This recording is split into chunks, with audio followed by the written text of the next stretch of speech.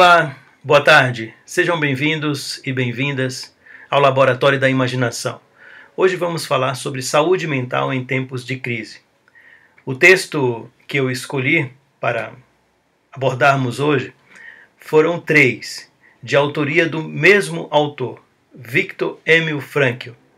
Ele viveu entre os anos de 1905 a 1997.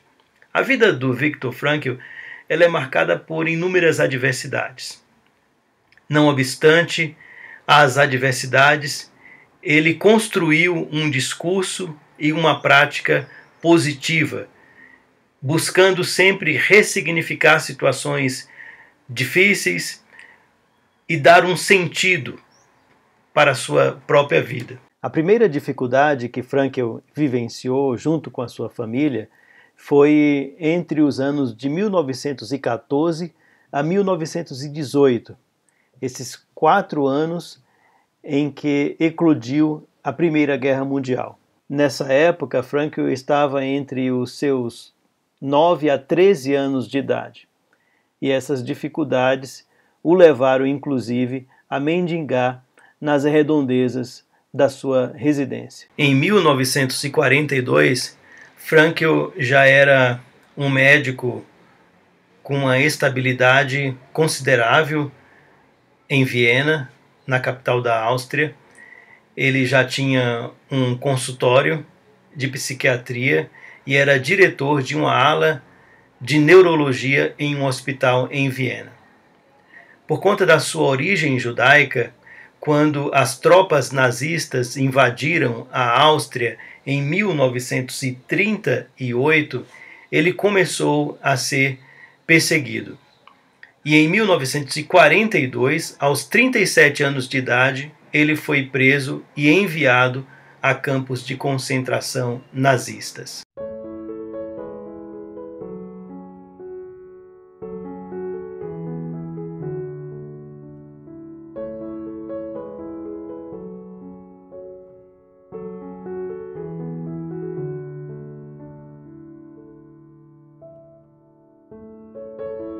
Foi justamente durante esses 3 anos em que ele vivenciou os horrores dos campos de concentração nazistas em que ele desenvolveu a sua tese principal, a sua tese de vida, que foi o sentido da vida. E nesse tempo ele escreveu o texto que posteriormente ele publicou com o título Em Busca de Sentido. Nesse texto ele vai falar não apenas das experiências vivenciadas nesses campos de concentração em que ele ficou preso, mas também como que ele lidou com a sua própria experiência, transformando o seu sofrimento em algo significativo. Como também a forma como ele interagiu e cuidou de outros companheiros na mesma situação em que ele estava.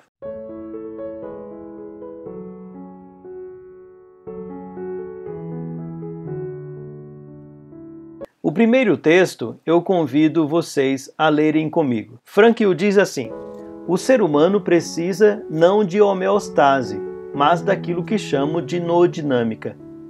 Ouso dizer que nada no mundo contribui tão efetivamente para a sobrevivência. Mesmo nas piores condições, como saber que a vida da gente tem um sentido. Há muita sabedoria nas palavras de Nietzsche. Quem tem um porquê viver pode suportar qualquer como. É nesse texto que Frankl traz esse conceito de noodinâmica como esse estado de tensão interna no indivíduo que está em uma situação de vida que não deveria estar. Dá para pensar como exemplo o campo de concentração nazista. Estar nesse lugar é estar cesseado da sua liberdade de ser no mundo. Então, assim, esse estado de tensão, ele, de fato, mobiliza o indivíduo para que ele possa criar uma meta e estabelecer um plano para superar essa adversidade.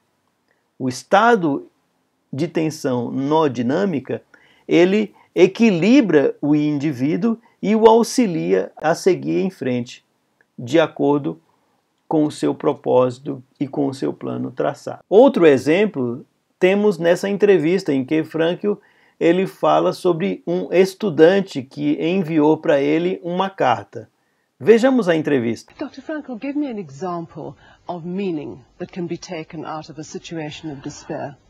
I once received a letter from a young Texan student who told me his own story.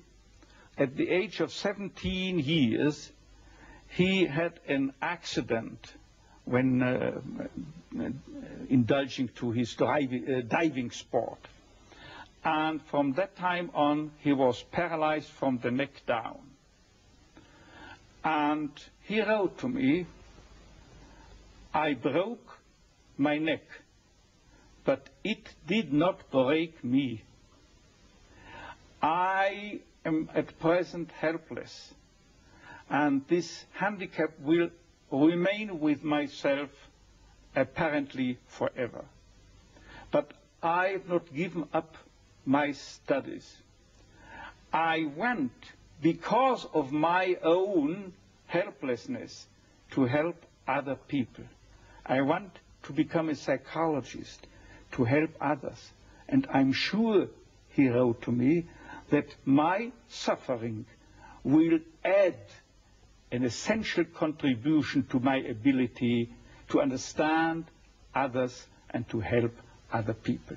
This man, three years later, was invited by me to deliver a lecture, to read a paper at the 3rd World Congress of Logotherapy taking place at the University of Regensburg in West Germany. He was brought in and with his wheelchair by a plane from Texas to West Germany and delivered a lecture under the title, The Defiant Power of the Human Spirit. The last sentence read, I know that this is true because that man was me. Nessa entrevista fica claro que, não obstante o acidente, o jovem preservou a saúde mental e a perspectiva de fazer da vida dele um futuro significativo através da profissão que ele escolheu. Em outro texto, nós podemos então ver como que o Frankl ele vai trazer essa conexão, essa relação entre o estado emocional do indivíduo e a imunidade no corpo. Vejamos o texto juntos. Quem conhece as estreitas relações existentes entre o estado emocional de uma pessoa e as condições de imunidade do organismo, compreenderá os efeitos fatais que poderá ter a súbita entrega ao desespero e ao desânimo. Tanto na situação desse jovem, quanto nas situações vivenciadas e experienciadas num contexto do campo de concentração nazista, entregar-se ao desespero, ao desânimo, é algo que não é difícil acontecer. Frankl ele observou tanto pessoas que se entregaram ao desespero e ao desânimo e elas sucumbiram e morreram muito rapidamente, quanto pessoas que resistiram e que colocaram em prática essa perspectiva de ver num futuro algo significativo para que eles pudessem se projetar. Isso é o estado de noodinâmica.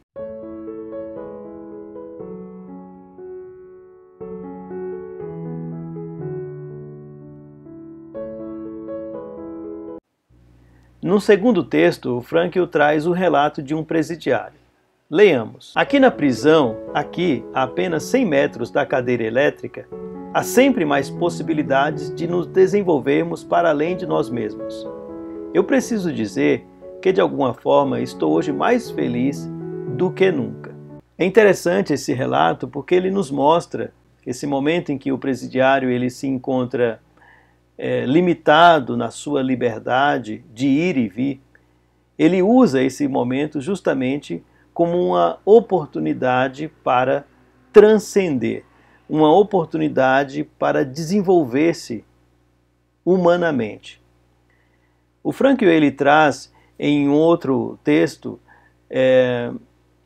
relatos de experiências vividas com tratamento, acompanhamento psicológico com estudantes de universidades famosas nos Estados Unidos. Traz um relato também de executivos que buscavam o tratamento psicológico porque eles não encontraram sentido na vida deles, mesmo tendo sucesso, ou enquanto estudante, ou enquanto executivos.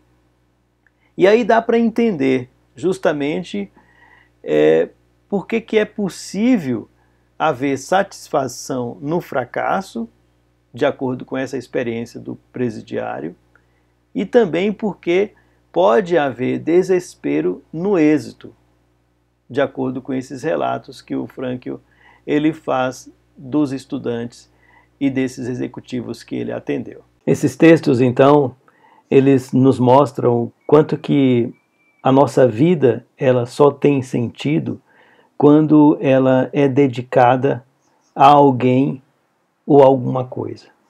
Quando nós dedicamos a nossa vida a alguém ou a alguma coisa, nós fazemos da nossa vida uma missão. Criamos força, energia, criamos disposição, criamos entusiasmo para poder dedicar a nossa vida àquilo para o qual nós direcionamos o nosso interesse. Quando Frankl ele conta essa experiência do estudante que sofreu esse acidente, ele mostra que, embora o acidente tenha sido incapacitante organicamente, biologicamente, mas ele não incapacitou aquele jovem de dedicar a sua vida a um propósito, a uma missão, a dar um sentido para a vida dele. E foi justamente isso que aquele jovem fez. Ele, não obstante a incapacidade física, ele dedicou a sua vida a uma missão. E, inclusive, conseguiu ressignificar o seu sofrimento e construir um sentido nas palavras do Viktor Frankl, que de fato trouxe significado à sua vida.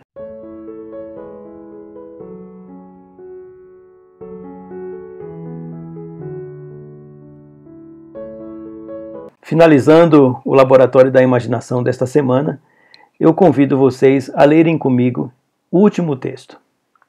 A autotranscendência assinala o fato antropológico fundamental de que a existência do homem sempre se refere a alguma coisa que não ela mesma, a algo ou alguém, isto é, a um objetivo a ser alcançado ou a existência de outra pessoa que ele encontre. Na verdade, o homem só se torna homem e só é completamente ele mesmo quando fica absorvido pela dedicação a uma tarefa, quando se esquece de si mesmo no serviço a uma causa ou no amor a uma outra pessoa. É como o olho, que só pode cumprir sua função de ver o mundo enquanto não vê a si próprio. Viktor, ele conta uma conversa que ele teve com dois companheiros em um dos campos de concentração que estavam querendo tirarem a própria vida. E Viktor então pergunta por que eles estavam querendo suicidarem-se. Eles respondem que eles não esperavam mais nada da vida. E aí Viktor ele faz uma pergunta, mas não é a vida que espera de vocês algo?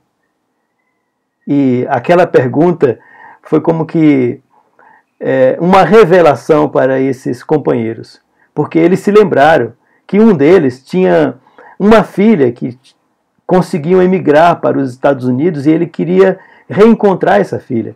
E o outro tinha uma coleção de livros de geografia que ele estava escrevendo e ele queria concluir. Então, assim, ele conseguiu, com essa pergunta, fazer com que aqueles dois amigos, aqueles dois companheiros, eles entendesse que, não obstante o sofrimento que eles estavam vivenciando, a vida esperava deles algo mais. E eles então deram esse algo mais. Eles tiveram então condições de ressignificar aquele sofrimento a partir dessa capacidade de olhar para o futuro, querendo reencontrar a filha e querendo terminar o projeto de escrever a coleção de livros de geografia. Obrigado pela atenção de vocês. Espero que esse encontro de hoje tenha gerado uma reflexão, um pensamento em cada um de vocês para dar um sentido, um valor, um significado à vida, não obstante as situações adversas. Um abraço, até a semana que vem.